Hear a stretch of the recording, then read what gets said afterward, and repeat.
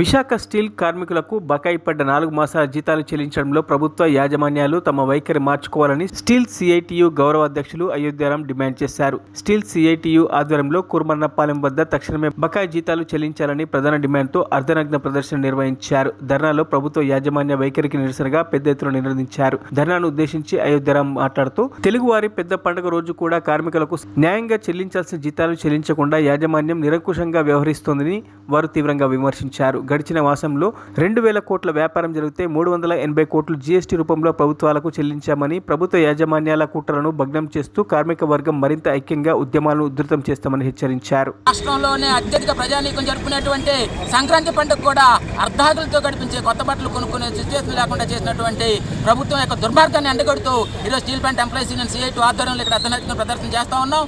ఈ ప్రజలైనా సరే సిగ్గు తెచ్చుకొని ప్రభుత్వాలు కార్మికులందరికీ తక్షణమే జీతాలు చెల్లించాలని చెప్పి కోరుతా ఉన్నాం.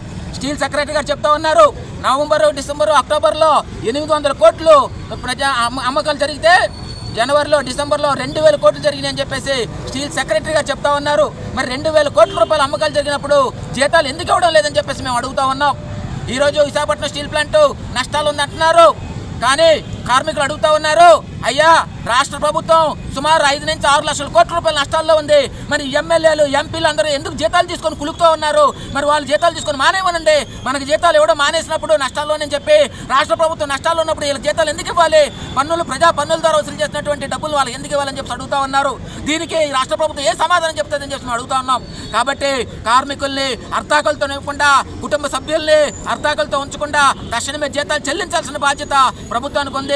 కేంద్ర ప్రభుత్వం మీద ఒత్తిడి తీసుకొచ్చి చెల్లించాల్సిన బాధ్యత ఈ ముఖ్యమంత్రి, ఉప ముఖ్యమంత్రి, శాసనసభ్యుల మీద ఉంది. కాబట్టి తక్షణమే ఉద్యోగులందరికీ జీతాలు ఇచ్చే విధంగా కృషి చేయాలని చెప్పేసి కోరుతా ఉన్నాం. విశాఖ ఉక్కు తెలుగువారి అకౌంట్ ఉద్యమం ప్రారంభించి 4 సంవత్సరాలు పూర్తవుతా ఉంది. ఈ సందర్భంగా 4,000 టన్నుల హాట్ మెటల్ నుంచి 14,000 టన్నుల హాట్ మెటల్ తీసుకెళ్ళినా సరే గడిచిన నెలలో 2,000 కోట్ల రూపాయలు వ్యాపారం చేసి 360 కోట్ల రూపాయలు ట్యాక్సులు పట్టుకెళ్ళి ఈ ప్రభుత్వాలు కావాలని ఉద్యోగులను ఇబ్బంది పెట్టాలని పండగ పూట 4 మాసాల జీతాలు లేకుండా కొత్త బట్టలతో కలకడాలని ఉద్యోగుల్ని ఈరోజు బట్టలు ఇప్పి రోడ్ల మీద కూర్చొని అర్ధనగ్న ప్రదర్శన చేస్తా ఉన్నారు. దీని దౌర్భాగ్యం. మరిన్ని అప్డేట్స్ కోసం మా ఛానల్ని సబ్స్క్రైబ్ చేయండి.